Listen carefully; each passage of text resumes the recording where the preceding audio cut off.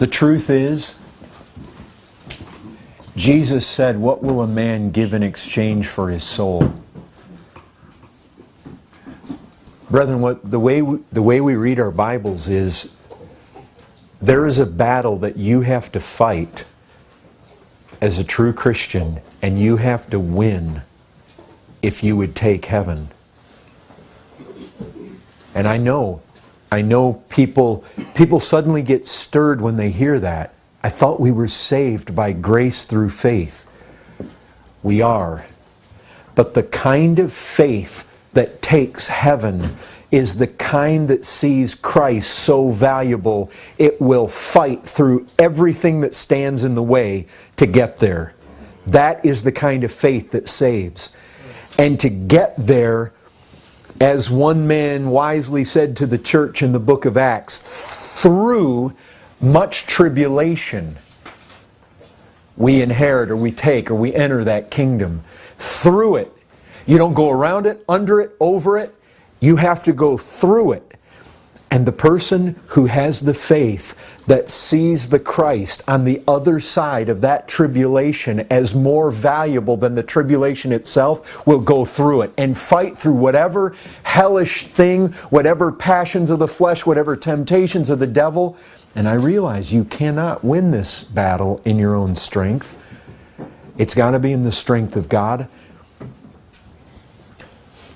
Brethren, back to 1 Peter 2, verse 11. Let's read that again. 1 Peter 2:11. This is basically the text from which this whole series is going to spring from.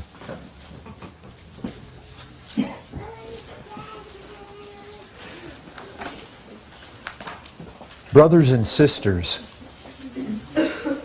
in the end, nothing is going to matter to you if you lose your soul. That is all that's going to matter. We are in a battle. It is a battle of life and death. And your soul hangs in the balance. It's not as though this is a trivial thing. It's not as though this is a battle that just really doesn't have any impact in your life or in my life. This is so important to each one of us. We've got to make it. Jesus says you've got to overcome. You've got to endure to the end if you would be saved. And there is no other way. You've got to endure to the end. And it's a battle, and you've got to fight it. And your soul hangs in the balance. There are few things that are more important to you than to win this battle. There are other things that may be equally important, but as far as your own welfare, your own well-being, your own self-preservation, everything hangs in the balance in winning this battle. Because if you don't, you lose everything. Everything. If you lose your soul, you lose everything. Because even what you have will be taken away from you. To lose the soul is the ultimate loss, folks. We are talking about the battle that amazingly the world around us, they're not even talking about. And yet all of our souls hang in the balance here. Well, here it is. Beloved, so says the Apostle Peter, beloved, I urge you as sojourners and exiles to abstain from the passions of the flesh which wage war against your soul. Keep your conduct among the Gentiles honorable, so that when they speak against you as evildoers, they may see your good deeds and glorify God on the day of visitation. And the whole point that I brought out last week, there are passions of the flesh which wage war against your soul. That means there are passions, there are forces, there are powers that are against your soul. That's true. That's what he's saying. There are anti-soul forces, and they're against your soul. It's not just that they float around there and they happen to find some poor soul that happens to drift into their airspace. You're in their airspace. These are passions that you have to wage war against. This is a battle you have to fight. And people forfeit their souls. These are forces that seek the destruction of souls. I can tell you this, last week when I was done, I was approached by somebody who didn't like this. They didn't like the sound of this. Because in their estimation, it sounded like I was saying that you can be saved, and then you have to fight this battle, and if you don't fight it, or if you fall out of fighting it, then you lose your salvation. Brethren, this is not a matter of losing your salvation. It's a matter of proving your salvation. Look, in other words, it's like this. When God saves a person, He makes a warrior out of them. He makes a fighter out of them. He makes a sin killer out of them. And this is so certain. It is so real. It is so universally the way it is with God's people that when they hear a verse like Matthew 18:8, they fight the passions of the flesh that wage war. You say, what does that say? Listen to this. Matthew 18:8. If your hand, now listen very carefully, turn to it, because I want you to see this. I'm doing nothing else than talking the way the Bible talks, the way Jesus talks, the way the apostles talked. Matthew 18:8. And if your hand or your foot causes you to sin. Now look, Jesus is speaking in spiritual terms here. He's not saying that Christians should amputate physical hands and physical feet. Because, ladies and gentlemen, physical hands and physical feet and physical eyeballs don't cause us to sin. He's talking about something that is so close to us that to take it out, it's like taking out part of ourselves. They are passions that are so much part of our old nature. They are so much part of the flesh. They are so much part of the passions of the body that when you extract them and you excise them out of yourself, it is like gouging out an eye. It is that integral to us. It are things so deeply implanted in us that it is like amputating part of yourself to rip these things out. But listen to this. If your hand or your foot causes you to sin, cut it off and throw it away. It is better for you to enter life crippled or lame than with 2 hands or 2 feet to be thrown into the eternal fire. And if your eye causes you to sin, tear it out and throw it away. It is better for you to enter life with 1 eye than with 2 eyes to be thrown into the hell of fire. Now notice very carefully, brethren, how Jesus argues. He says this is a life and death battle. Does he not? I mean, can you make anything else out of these words? Do you all see it?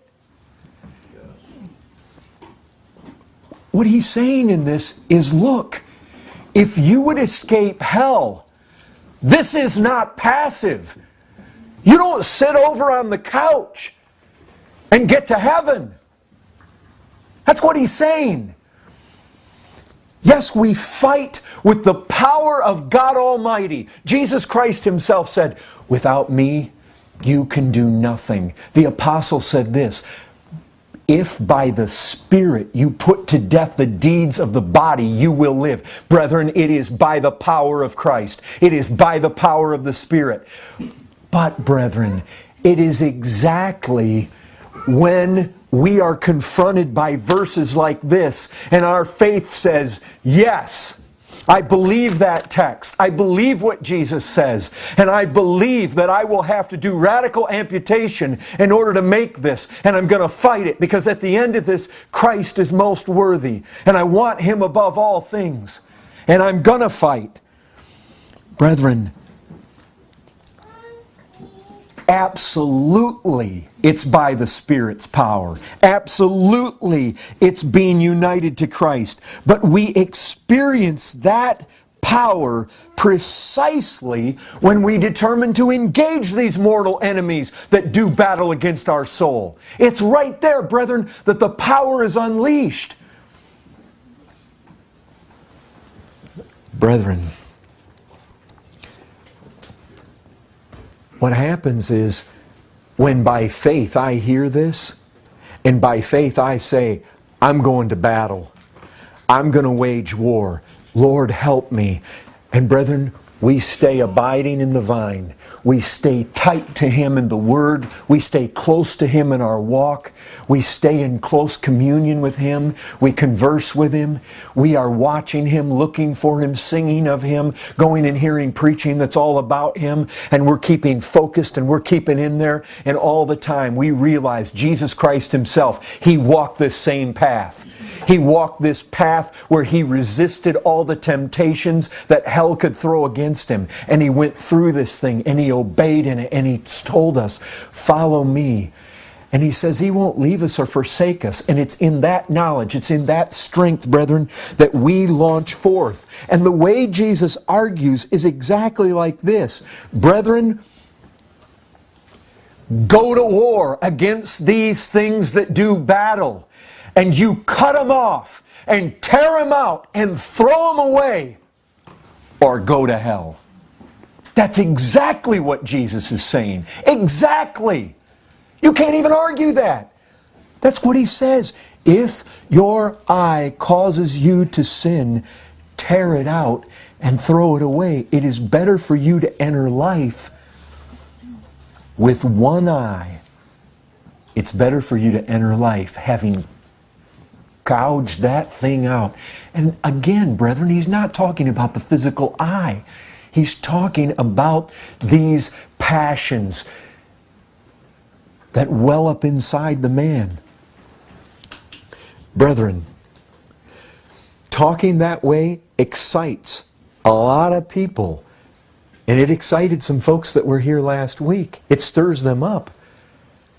What you're saying, I mean, they think that what I'm saying by that is that you can lose your salvation. But you see what the assumption is? The assumption is, I know I'm saved, and I'm not fighting like that, and you're coming along taking my salvation away. You're causing me, you're basically saying I can lose it because they hear in my words that I'm taking it away from them. And I'll say this, if that's not at least to some degree characteristic of your life, if there's not something in these words that somehow resembles your life, brethren, Jesus says you're going to go to hell. I'm not saying this. Jesus says this. And so, brethren, it's just come to my attention, we need to do all-out battle. And I know some of you young people, like I said last week, the honeymoon period, you're coming to a place where that honeymoon period is over. You see, we don't want to fall into that camp. The honeymoon period comes over and we say, you know what? Christian life's getting hard. Yep, that's what Barnabas said. Through much tribulation. It's getting hard. But your soul is at stake. And Christ is at stake. Brethren, it's all or nothing in this battle. All or nothing. You're not going to get halfway in there, part way in there. You see, brethren, people get all excited about this. They say, but I'm saved. I'm saved. I can't lose my salvation. This sounds like you're saying that if I don't fight, I'm going to lose it. I don't like the way that sounds. But listen, whatever you may think is true about yourself, we cannot just lightly discard Jesus' words. No matter what you think is true about yourself, Folks, if you don't fight the way Jesus says you've got to fight, Jesus basically gives you two scenarios. Go into life having ripped and gouged and cut and thrown away these things, or go to hell. And those are His words. And so, brethren, you argue at your own danger. You argue at great risk to yourself. I'll tell you this, Bunyan saw this reality. Some of you familiar with Pilgrim's Progress? You remember this? Here's a slightly modified, I took some of the old words out. Christian, you remember in Pilgrim's Progress, he came to the interpreter's house? Here's one thing that he saw there. Then the interpreter took Christian and led him up towards the door of a palace. And behold, at the door stood a great company of men, as desirous to go in. So here's a door. And you've got a crowd of guys outside the door that want to go into the door of the palace. But they dared not go. They want to go in, but they're afraid to go in. There also sat a man at a little distance from the door, at a table side, with a book and his inkhorn before him to take the name of him who should enter therein. He saw also that in the doorway stood many men in armor, to keep it, being resolved to do to the men that would enter what hurt and mischief they could. So here you have a palace, you have a door, you have a bunch of armed men in that door that are going to seek to do battle with anybody that tries to get in. And there's a group of men out there that want to get in, but they're afraid to get in because of the men that are there in armor to resist their getting through. Now was Christian somewhat amazed. At last, when every man jumped back for fear of the armed men, Christian saw a man of a very stout countenance come up to the man that sat there to write, saying, "Set down my name, sir." And when he had done it, he saw the man draw his sword, put a helmet upon his head, and he rushed toward the door upon the armed men, who laid upon him with deadly force. But the man was not at all discouraged, but fell to cutting and hacking most fiercely. So after he had given and received many wounds to those who attempted to keep him out, he cut his way through them all and pressed forward into the palace. Now what in the world do you think that's a picture of? Cutting and hacking. Brethren, this is... And listen, Bunyan was only reflecting what he knew the Master himself taught. Luke 16:16. The good news of the kingdom of God is preached, and everyone forces his way into it. Matthew 11:12. The kingdom of heaven has suffered violence, and the violent take it by force. How many people, they don't even talk that way today. How many people talk that way? The kingdom of heaven is taken by force. The violent take it by force. What? Christians, violence? Taking it by force? You better believe it. But that doesn't mean we're like Muslims who pull out the bombs and try to blow up people. This again is all-out warfare against the passions of the flesh that do warfare against our souls. Folks, you do not easily get into the kingdom of heaven. It is through violence. It is through force. It is through effort. It is through battle. Brethren, true faith. People so flippantly talk about faith. Well, I believe. Oh, wait a second. Do you believe Christ is so precious and so real and accomplished such things by His life and on that cross that you're willing to pull out that sword just like that man and you go to battle, and after giving and receiving many blows, you're cutting and hacking and you hack your way through? Brethren, that's what it's going to take, and it's going to be all-out war. Brethren, Revelation 2:7, he who has an ear, let him hear what the Spirit says to the churches. To the one who conquers, I will grant to eat of the tree of life, which is in the paradise of God. Revelation 21:7, the one who conquers will have this heritage, and I will be his God, and he will be my son. See, Brett, you see how all this works? You see, the person, the faith says, I believe this. I believe I must overcome. I must put to death. I must do mortal combat and take the kingdom by force. You know what faith says? Faith says, sign my name down there. Sir, I'm going in. Because God has shown me that there is such value in taking this kingdom and having this palace and going into where the king reigns so that I can stand in his presence and in the pleasures at his right hand. Sign my name down. I'm going in. Come what may, I'm going in. That's what faith says. But then there's the other person who says, well, I don't like that. I just want to get to heaven by faith. I shouldn't have to do anything. I shouldn't have to fight. I don't like the way that sounds. Sounds like I either have to fight against these passions that wage war against the soul or go to hell, and I don't like that. That makes it sound like if I get saved and don't fight, I'm going to lose my salvation, and I don't like that. But brethren, what it really says is the person doesn't have genuine faith. Real faith says, I'm going to have heaven, and I'm going to have Christ of heaven, and mark my name down, and I want it no matter what the hellish fiends throw against me. I don't care. We do care. But in the end, it's like, I'm going to have it. And you see, brethren, the person that wants to sit there and cry and moan and complain and find fault, brethren, all that person shows is that they don't have that faith. You see, it really comes down to a faith matter. It really does in the end. But it's not just a matter of, oh, I said that prayer and I believe that Jesus died and was raised from the dead. It's not just believing some facts and being able to recount them. It's so believing those facts that you tell the man at the gate to sign your name down there.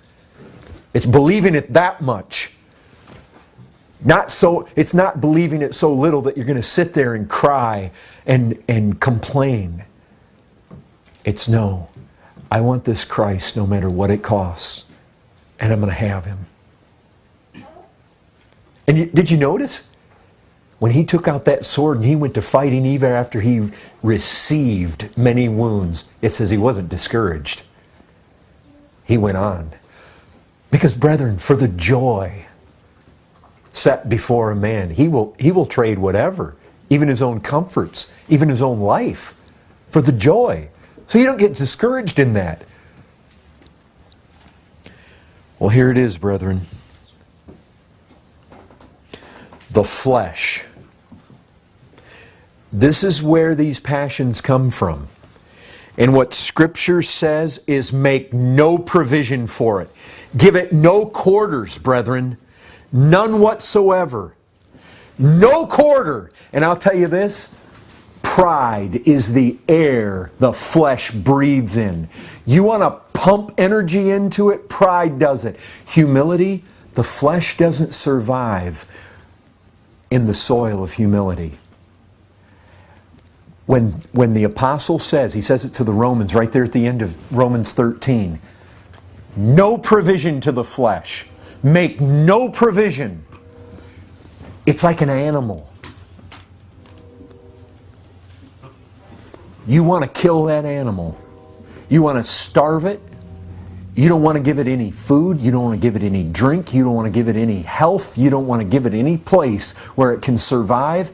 You want to beat that thing. You want to hit that thing. You want to try to knock the life out of it. And you certainly don't want to feed it. Or we could liken it to the old man I'm not going to argue about whether the old man or the flesh or whichever. Obviously, we know, brethren, the flesh is there. And it's like an old man. You can picture it like that. That old man up there on a cross, and he's being crucified. And you can come along and you can put that straw up to his mouth and let him drink. And you can give him food. And you can lighten his suffering. And you can give him air to breathe. Brethren, what the apostle's saying is, make no provision. None. And humility, brethren, is right at the start. Because there is no passion of the flesh that exists well in the climate of humility. Humility is it's a stranglehold on the flesh. Brethren, you've got to carry around this body. This mortal body, you've got to live in it. But I'll tell you what, the Apostle Paul said that he buffeted this body. You can bring this body into submission, but when this body is ruled by those fleshly passions, it is not in submission. And that is where you need to pluck out. That is where you need to gouge this out. This is where you need to hack and kill.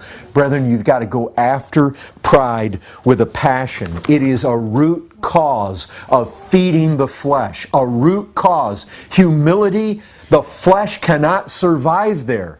No matter what defect there may be, whatever may be going wrong in your life, I'll guarantee you this, it's coming back to this place. You're given provision to the flesh, and pride feeds flesh.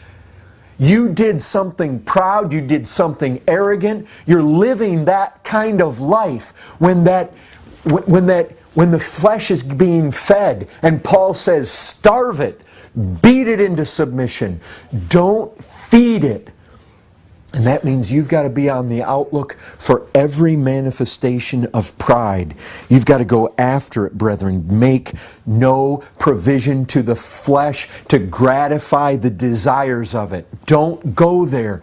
Gratifying those desires, guarantee you have moved away from humility.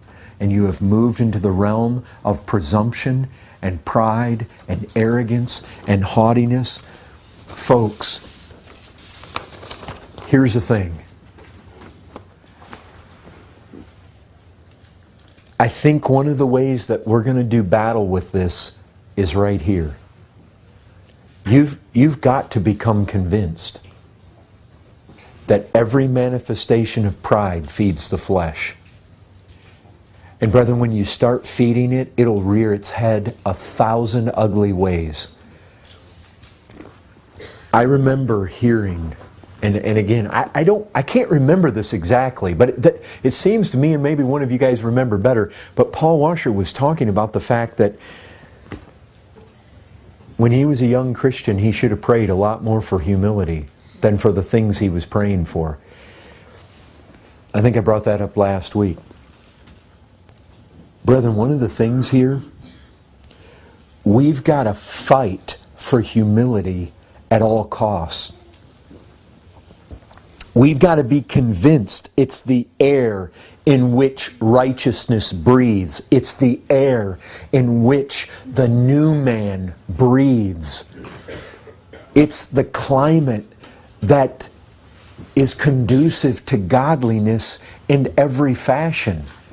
We've got to become so convinced that it is the foundation and that no righteousness can be built except on that foundation. You've got to become convinced of that. You've got to be convinced that that is where the grace of God, the river of the grace of God flows. You've got to be convinced of that. Because listen, those things you're most convinced that you have to have for the preservation of your soul to win this battle. When you become absolutely convinced of something, when you become absolutely convinced that if I don't have that, they may get a foothold that'll cost me my soul. When you really become convinced of that, you become desperate for that thing.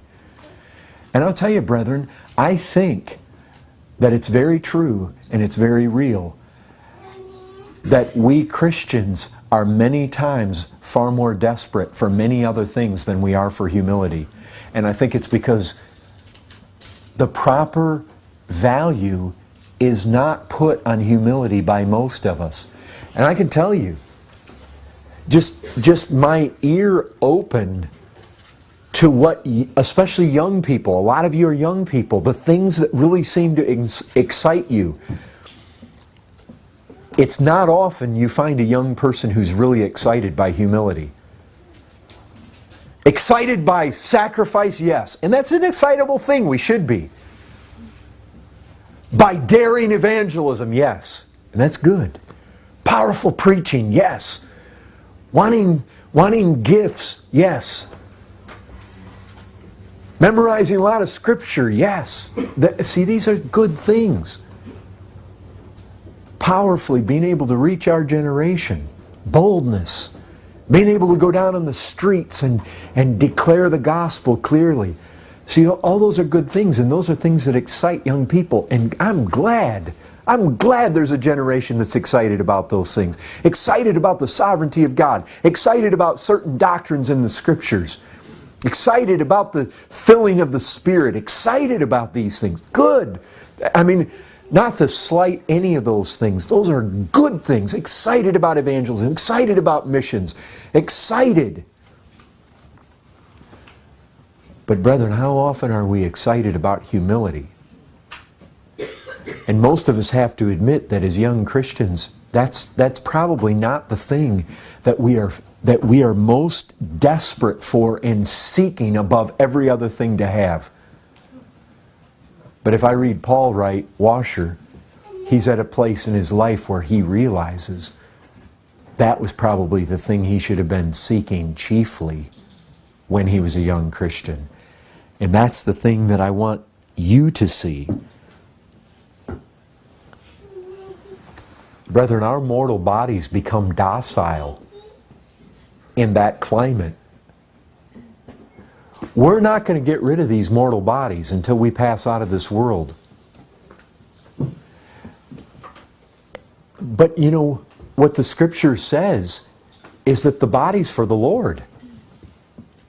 I can bring this body into submission to the Lord. But the climate in which that happens is humility. Well, think with me here. Brethren, I'll tell you this. That's one of the first things in doing battle. You've got to be convinced this is necessary. Listen, I think it's apparent to all of us if we think for a second. As you read through the Scriptures, do you know something you find? God created the heavens and the earth. Do you know how often we're told God created the heavens and the earth? Like everywhere. You know why? Because God created the heavens and the earth. He creates everything, and He provides everything. And look, He did so in a way that the fact that He is the supplier of all things would be demonstrated literally everywhere. He never designed His creatures to be independent from Him, but totally dependent. Jesus comes into the world and says, "Without me, you can do nothing." Is this not what we hear? Who makes you to differ from another? Paul says, 1 Corinthians 4:7, what do you have that you did not receive?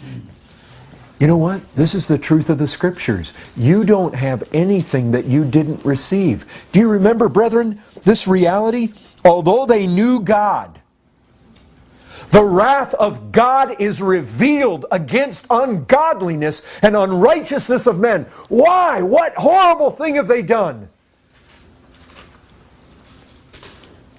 Romans 1:21, although they knew God, they did not honor Him as God or give thanks to Him. You know what?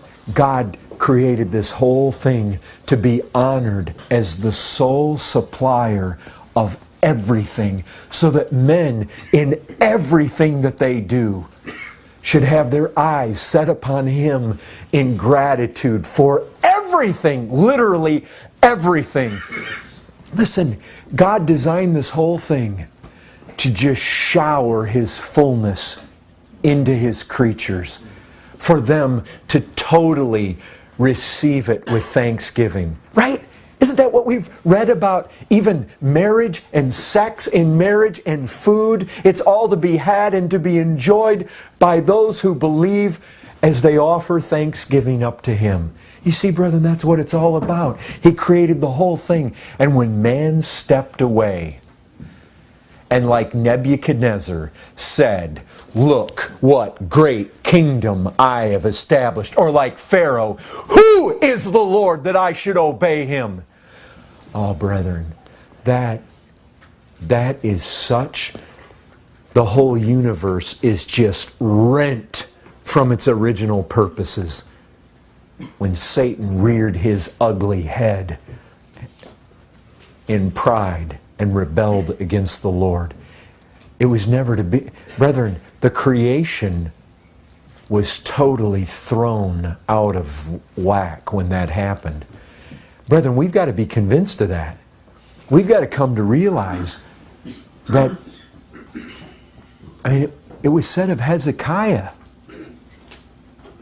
that after God helped him...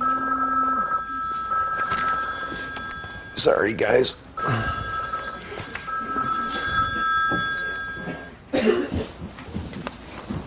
But it was said of Hezekiah that he did not give God due recognition for what had happened.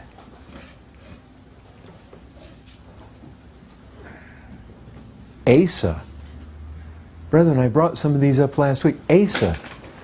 It says he, even when he was diseased in his feet, sought the doctors, not the Lord. Christian, when you are in financial need and you do not seek the Lord first, when you are in medical, physical needs and you do not seek the Lord first, when you need food, when you need clothing, when you need help, when you need a home, when you need a church, when you need understanding, when you need humility, when you need... Brethren, whatever it is, if you are not seeking God first, it is proud, it is relying on the arm of the flesh, and God hates it. And it is absolutely opposed to the way God created this universe. And I'll tell you this, you've got to become convinced of that. You've got to see that in everything. When you lay your head down on the pillow at night, to thank God that you have a pillow to lay it on. When you wake up in the morning, to thank God that He gave you. Brethren, you've got to be convinced of this. That when you do not acknowledge Him, it dishonors Him. When you do not go to Him for every single need, first and foremost, you dishonor Him. Brethren, man is so arrogant, he is so proud, and he is so independent, and you've got to see it in yourself. If you're going to do battle with it, you've got to see it, brethren, for what it is. You've got to see that your independence. God did not make man to run around and boast in his own gifts or boast in anything he has. The apostle says, "What do you have that you have not received?" You don't have anything. Not anything. Without Him you are worthless. Without Him you are useless. Brethren, live in the light of that. That is a first and foremost fundamental principle. If you're going to do battle against these fleshly passions, and one of those passions, brethren, is self-exaltation. It is a desire in you to set yourself forth, to posture yourself, to position yourself, to look as though you are something, and to take credit for it. Brethren, that's innate in us as natural men. And God help us, we are not natural men anymore. We live in the power of another, the power of the Almighty. And brethren, you've got to do battle right there. You've got to do battle with this. Brethren, let this truth ring in your heads. It's not just that when you don't honor Him, that He withholds this stream of grace. The Scripture says very plainly, He opposes the proud. Brethren, I'll remind you, 1 Peter 5, He's dealing with people in the church. He's dealing with Christians when He said God opposes the proud. Can I tell you something? There are examples in the Scriptures where God doesn't just oppose the lost proud. He opposes the saved proud. You say, can that be? Can there be saved proud? Brethren, that's what Hezekiah did. That's what Asa did. When James and John were wanting to sit on the right and left hand of Christ, that's what they were doing. When they were arguing about who was going to be the greatest, that's what was happening. And that same Peter, who was one of those arguing, would later come along and say, God opposes the proud. Listen, Peter was pretty haughty. Even if all others deny you, I will not. God let him fall square on his face. He let the devil have his way with Peter in a way that the devil had to ask for special permission. Brethren, when God sets Himself against you, to oppose you, watch out, because you will be opposed. So be careful. We've got to be convinced of these things. Brethren, there's two... you've got to be convinced. You need this. You need to be convinced. There is too little regard in the church. There's too little regard in the preaching. There's too little regard in yourself, in myself, for this very thing.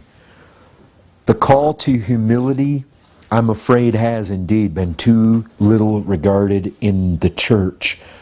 And I think it has been because its true nature and its true importance has been too little appreciated.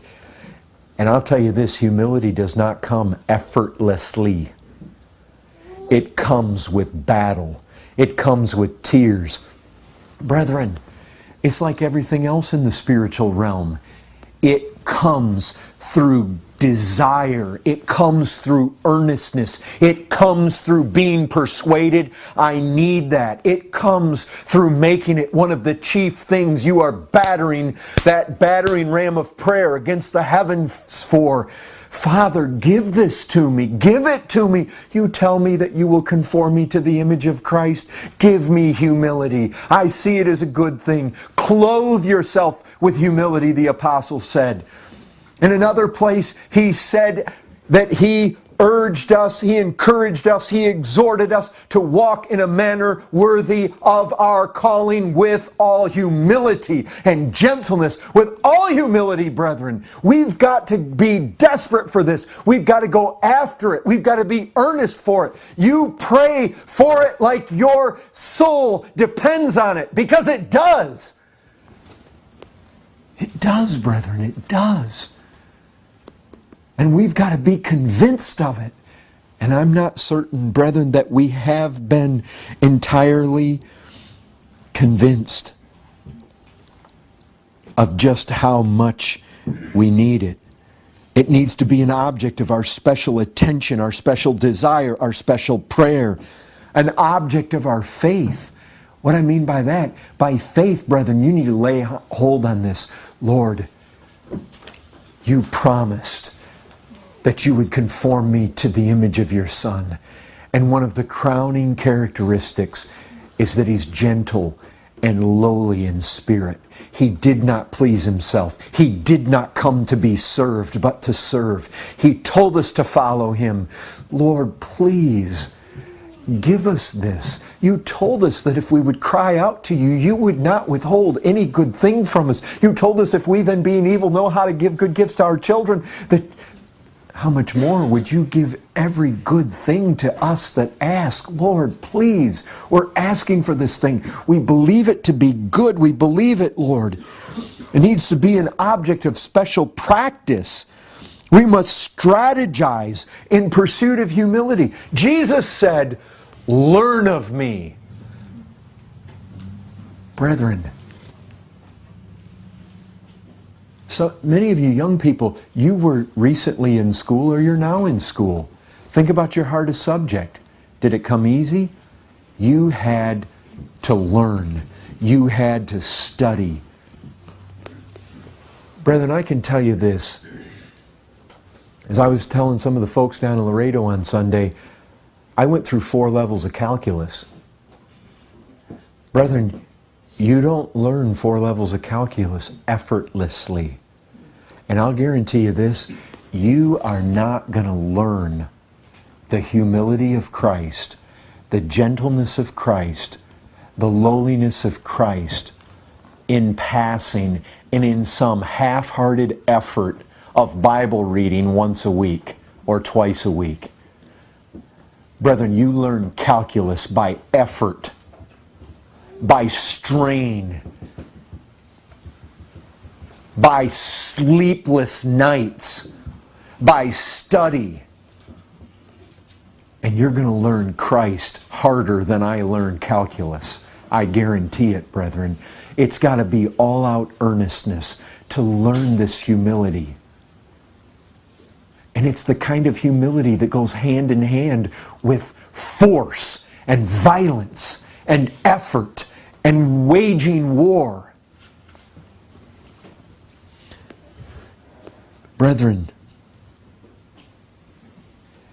the seminaries, I've never heard of one that has a class on humility. And yet when Jesus Christ comes along to His disciples, He says this: if you're going to learn in my school, learn this first. Learn of me. And here's the crowning character that He would have us learn: meekness, gentleness, lowliness. Young people, do you know one of the places where God takes special attention, special time? Listen to this, James 4:13. Come now, you who say today or tomorrow we will go into such and such a town and spend a year there and trade and make a profit. Yet you do not know what tomorrow will bring. What is your life? You're a mist that appears for a little time and then vanishes.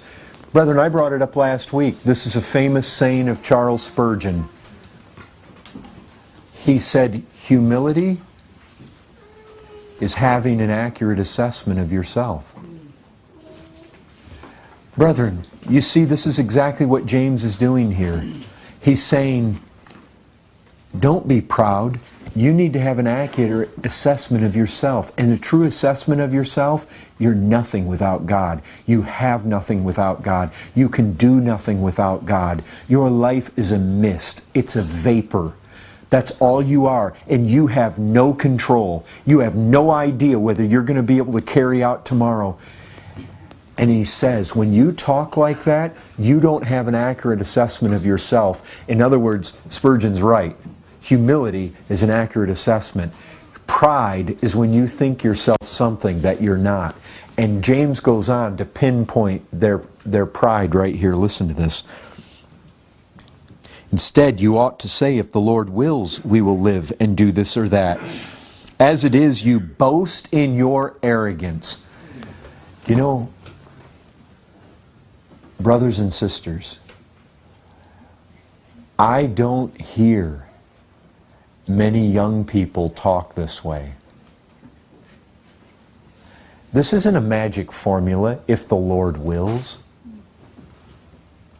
There's a lot of different ways you can say this. A lot of ways that you can speak. But again, brethren, you see, it's a heart issue. It's an atmosphere. It's a climate in which you need to fight to live. So that even in your words, you're living as a creature who is constantly in recognition of its entire dependence on the Lord. You see, brethren, our very words need to flow out of that mindset that I am nothing and that everything I has is from the Lord. Young people, talk this way. Groom and cultivate your language to show constantly an entire dependence on the Lord. Groom your language to cultivate a sense of understanding who you are. That is humility, brethren. When you recognize who you are, when you're constantly recognizing, you don't just say, well, I'm going to drive up to Denton for the conference in April. No, you see, when you talk that way, it shows arrogance. It shows that you are making plans and you are thinking without a constant God awareness of His supremacy and His supply and His command of all things, and recognizing, you know, some of you guys, I don't know how you talked. Some of you that, remember the guys, some of you guys sitting over here, you're headed up to Chicago. Now, I don't know how you guys talked ahead of time, but I hope that the way you talked was, well, we're going to go to that conference up in Chicago if the Lord wills. And you saw the Lord didn't will. You see, that's a humble way to talk. And brethren, what a way to talk in front of your lost family. What a way to talk in front of your lost classmates. Because you see, if you hold those words back because you're afraid, fear of man is pride too. You see, you're not fearing God. You're fearing men. That's what the fear of men is. It's not humility. It's thinking too high of men and too little of God. That's basically the heart of pride. It exalts man, it diminishes God. Brethren, talk that way in front of the teller at the supermarket. Talk that way in front of your professor. Well, teacher, I'm going to hand that paper in on Wednesday if the Lord wills. Because you know what? That's speaking right. And that's a witness to you saying, I'm dependent on Him. Amen. Brethren, I want you to look at this one. Isaiah 51:12. I want your eyes to skim this. Because this just falls out right from what I was just saying here about the Lord wills. And like I say, brethren, you can come up with 20 or 30 or 50 different ways to say that. Well, I'll do that if the Lord helps me. I'll do that, God willing. Well, if God is in it, then that's going to happen. Brethren, you can think of, you don't have to get to where it's just this cliche little statement you say. Brethren, think about it when you say it. Isaiah 51:12. I am He who comforts you. Who are you that you are afraid of man who dies, of the Son of Man who is made like grass? You see what God is saying to His people? He's saying, I comfort you. In other words, you are a people of my possession who I comfort. You are a people who I come to, who I commune with, who I comfort, who I'm kind to. I am your God. Who are you to be afraid of men? You see what He's saying? He's saying, don't you remember who you are? Don't you remember that you belong to me? And don't you remember who I am? Don't you remember that you have a connection with me? Don't you remember that you're the people who trust me, who have been comforted by me? Brethren, who do you think you are to be afraid? Who do you think you are? You say, well, I think I'm a child of God. Exactly. A child of who? A child of God. Of what God? The one true and living God. The God Almighty. The one who is over all and through all and in all. The one who created everything. The one before whom no one can stand. The one before whom no weapon formed against you can prosper. Is that the God? You see how he's arguing here? Who are you to be afraid of man? Christian, when you fear men, it is not humility. I say this again. It is not weakness. What it is, it's attributing to man strength he does not have. And it is attributing to God weakness that is not true of him. Brethren, when you realize that there is no man that can lift a pinky against you except God give the green light. Now look, sometimes he does. But if he does, and he takes your life, you go to be with him. If he does, and he gives you the grace to endure it, your faith is made stronger. And brethren, there are many times he says no, and your fiercest enemies cannot come. Again, back to Pilgrim's Progress. You remember the time he walked down the middle of that path and there were lions on both sides? Those lions were chained and they could not come to him. And that every one of your fiercest enemies is on a chain. And God says, I am your God. I will be with you. I will help you. And when you walk through life, brethren, do you not remember what Peter says?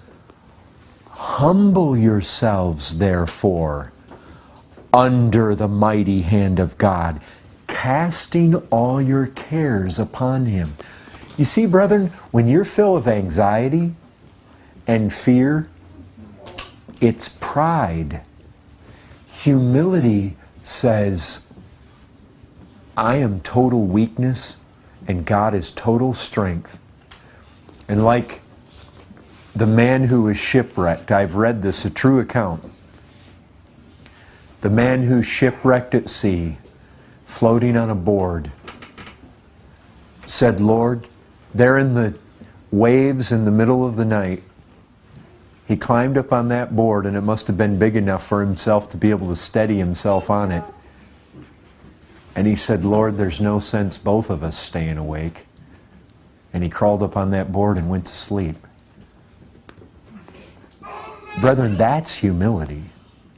Casting all your cares. Lord, there's no sense me staying awake and worrying about being shipwrecked out here on the waves of this ocean all alone, because I'm not all alone. You're here with me. I can go to sleep. The same waves and wind that bowed to you before bow to you now.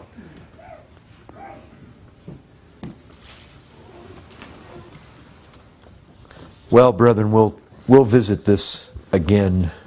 Pride is such a deep, big one that we'll come back to it again, Lord willing, next week. Any comments or anything before we shut down for the night? I enjoy your fellowships every single time. Thank you. Amazingly. Well, God help us, brethren. God help us.